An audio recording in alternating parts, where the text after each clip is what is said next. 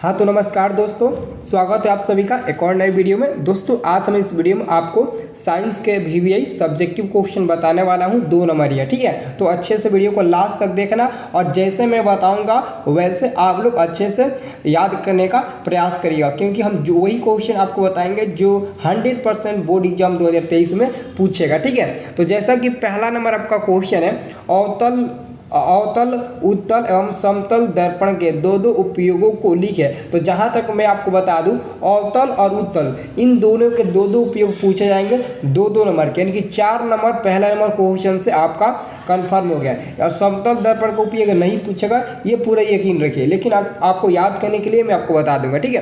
तो चलिए सबसे पहले हम लोग देखते हैं अवतल दर्पण के उपयोग, ठीक है।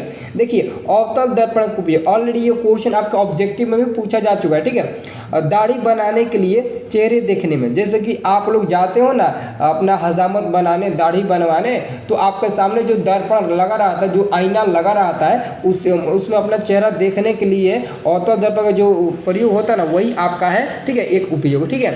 तो दाढ़ी बनाने में आपका अवतल दर्पण का प्रयोग हो जाएगा, ठीक है। और दूसरा है डॉक्टर इसका उपयोग कान, मुंह आदि के अंदर प्रकाश फोकस कर अंदर की बीमारी का पता लगाने के लिए अवतल दर्पण का उपयोग करते हैं। जैसे कि डॉक्टर क्या होते हैं, जो आपके शरीर के छोटे छोटे अंग होते हैं उसको मतलब कि बड़ा करके देखने के लिए अवतल दर्पण का उपयोग करते हैं, क्योंकि अवतल दर्पण में ऑलरेडी सबसे बड़ा प्रतिबिंब बनता है, इसलिए आप लोग याद रखिए, ठीक है। और तीसरा उपयोग है मोटर गाड़ी के अग्रदीपों में, यानी कि मोटर गाड़ी के अग्रदीपों में भी अवतल दर्पण का उपयोग होता है, लेकिन यहाँ पर कह रहा है 2 उपयोग आपको लिखना है। 2 उपयोग लिखिएगा, इन तीनों में से कोई 2 आप लोगों को उपयोग लिख देना है जो आपको याद होगा। तो हमको लगता है कि फर्स्ट और सेकेंड वाला सबसे आसान है, आप आसानी से लिख सकते हैं, तो लिख दीजिएगा, ठीक है। अब देखिए उत्तल दर्पण को भी देखिए, उत्तल दर्पण का पहला उपयोग है साइड मिरर के रूप में। देखिए आप गाड़ी तो चलाते हैं, बाइक चलाते हैं, ये तो फिक्स है कि आप बाइक चलाते हैं, तो साइड मिरर के रूप में आप लोग ना उत्तल दर्पण का उपयोग करेंगे, ठीक है। और साथ में रोड लाइट में परिवर्तन सतह के रूप में भी उत्तल दर्पण का ही उपयोग होता है, ठीक है। और एक और होता है औपचारिक किरण उत्पन्न करने में भी उत्तल दर्पण का ही उपयोग होता है। तो यहाँ पर भी आपको 3 मिल गया उपयोग, और इसमें से 2 कोई अच्छे से याद कर लेना, वही आप लोग एग्जाम में छाप देना, ठीक है। अब चलिए समतल दर्पण का उपयोग भी बता देते हैं, ऑलरेडी ये पूछता नहीं है, लेकिन आपको बता दें सोलर कुकर में परिवर्तक का सतम है। एक्चुअली सोलर कुकर में परिवर्तक का सतम होता है, क्योंकि सोलर कुकर में ना आपको अवतल दर्पण का उपयोग देखने को मिलेगा, लेकिन सोलर कुकर में परिवर्तक के रूप में समतल दर्पण का उपयोग देखने को मिलेगा, ठीक है। और दूसरा चेहरा देखने में भी समतल दर्पण का उपयोग हो सकता है, ठीक है। चलिए अब देखिए अगला क्वेश्चन 2 नंबर, ये क्वेश्चन ऑलरेडी इतना इंपॉर्टेंट क्वेश्चन है कि आप सोच भी नहीं सकते हो, ठीक है। तो 2 नंबर क्वेश्चन बताने से पहले अगर आप लोग हमारी इस वीडियो को लाइक नहीं किए हैं तो इस वीडियो को 1 लाइक जरूर करिएगा, ठीक है। और साथ में हमारे चैनल को सब्सक्राइब भी कर लीजिएगा। मैं आपको डेली शाम 6:30 बजे लाइव क्लास दूंगा, वो भी बिल्कुल फ्री में, ठीक है। चलिए दूसरा नंबर क्वेश्चन है उत्तल लेंस को अभिसारी लेंस क्यों कहा जाता है। उत्तल लेंस को अभिसारी लेंस क्यों कहा जाता है, ये 2 नंबर का पूछेगा, 3 नंबर 5 नंबर का नहीं, बल्कि मात्र 2 नंबर का पूछेगा, ठीक है। तो उत्तर में लिखिएगा, देखिए उत्तर में लिखिएगा उत्तल लेंस को अभिसारी लेंस कहा जाता है, यानी अक्ष के समानांतर चलने वाली सभी आपतित किरण लेंस से परिवर्तित होकर मुख्य अक्ष के एक बिंदु F पर संश्रित होती है, अतः उत्तल लेंस को अभिसारी लेंस कहा जाता है, ठीक है। यानी कि अगर आप चाहें तो इसको आप अपनी भाषा में भी लिख सकते हैं। देखिए इतिहास भूगोल नहीं है कि आप अपनी भाषा में कुछ भी जोड़ कर लिख देंगे, लेकिन इसमें भी थोड़ा रूल है, आप लिख सकते हैं। जैसे कि उत्तल लेंस को अभिसारी लेंस कहा जाता है क्योंकि उत्तल लेंस से आपतित होती हुई प्रकाश की सभी किरणें मतलब कि उत्तल लेंस की दूसरी ओर एक ही बिंदु पर अपसरित होती हुई प्रतीत होती है, इसलिए हम उत्तल लेंस को अभिसारी लेंस के नाम से जानते हैं, ठीक है। वो भी ऑलरेडी हम आपको बता देंगे, ठीक है।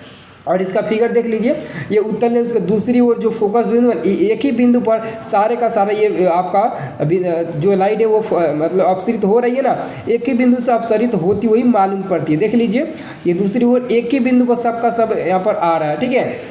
अब चलिए एक और क्वेश्चन आपको बताते हैं, ये पूरा का पूरा गेस क्वेश्चन है, ठीक है। इसको अपने से एकदम अच्छे से याद कर लेना।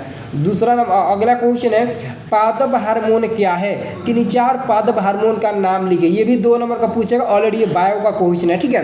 तो बाय वाले स्टूडेंट अच्छे से याद करना, पादप हार्मोन क्या है, किन्हीं 4 पादप हार्मोन के नाम लिखे। ठीक है, तो हम लोग उत्तर में क्या लिखेंगे, पोषक तत्वों को छोड़कर यदि कोई अन्य रसायन पौधों की वृद्धि, विकास, पुष्पीभवन, फलों के विकास, पकने की क्रिया, पतझड़ और बीजों के अंकुरण जैसी क्रियाओं को प्रभावित या नियंत्रित करे तो इसे पादप हार्मोन माना जाता है। ठीक है, इसमें से देख लेना। ठीक है, और इसे वृद्धि नियंत्रण रसायन भी कह सकते हैं। ठीक है, अब देखिए पादप हार्मोन अनेक प्रकार के होते हैं। ठीक है, ऑलरेडी आपके एग्जाम में ऑब्जेक्टिव में पूछा गया है कि कौन पादप हार्मोन है, तो पादप हार्मोन के मैं 2-4 नाम बता देता हूँ, आप लोग याद रखिए। जैसे ऑक्सीन हो गया, यही ट्रेनिंग को सबसे ज़्यादा क्वेश्चन पूछता है कि ऑक्सीन है तो ऑक्सीन एक पादप हार्मोन है, पूछता है ना बार बार कि ऑक्सीन है तो पादप हार्मोन कौन, ऑक्सीन है। लेकिन इसके अलावा और कोई भी दे दे तो आप लोग कंफ्यूज मत, इथाइलिन भी आपका पादप हार्मोन हो जाएगा, जिबरेलिन भी हो जाएगा,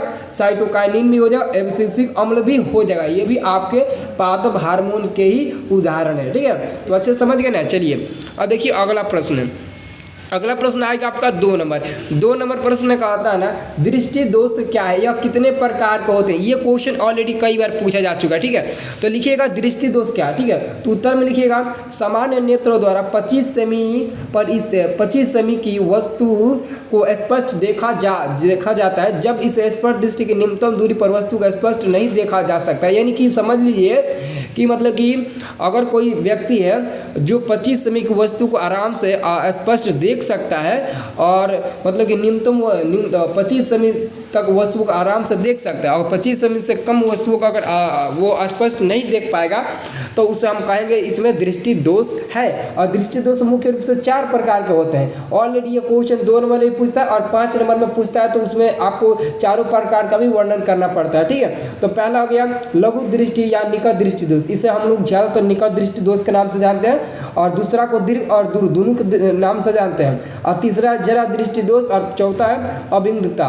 और निकट दृष्टि दोष को दूर करने के लिए अवतल लेंस का उपयोग करते हैं, दीर्घ दृष्टि दोष को दूर करने के लिए उत्तल लेंस का उपयोग करते हैं। ये दोनों ऑब्जेक्टिव में पूछा जा चुका है। ठीक है, इसलिए मैं आपको अच्छे से बता देता हूँ ताकि आप लोग अच्छे से समझ लेना। ठीक है, देखिए अगला क्वेश्चन आपका है, अगला क्वेश्चन है विद्युत संचरण के लिए प्रायः कॉपर तथा एल्युमिनियम के तारों का उपयोग क्यों किया जाता है। ज़्यादातर आप लोग देखे होंगे जैसे कि विद्युत मतलब कि उपकरण में हम लोग ना ज़्यादातर तांबे और एल्युमिनियम के तारों का उपयोग करते हैं। ठीक है, तो कॉपर और एल्युमिनियम के तार प्रतिरोधकता मिश्र धातुओं से बने तारों की अपेक्षा काफ़ी कम होती है। साथ ही इनके अनुप्रस्थ काट का क्षेत्रफल क्रोमियम और टंगस्टन के तार की तुलना में काफ़ी अधिक है। अतः कॉपर और एल्युमिनियम के तार के प्रतिरोध काफ़ी कम होता है।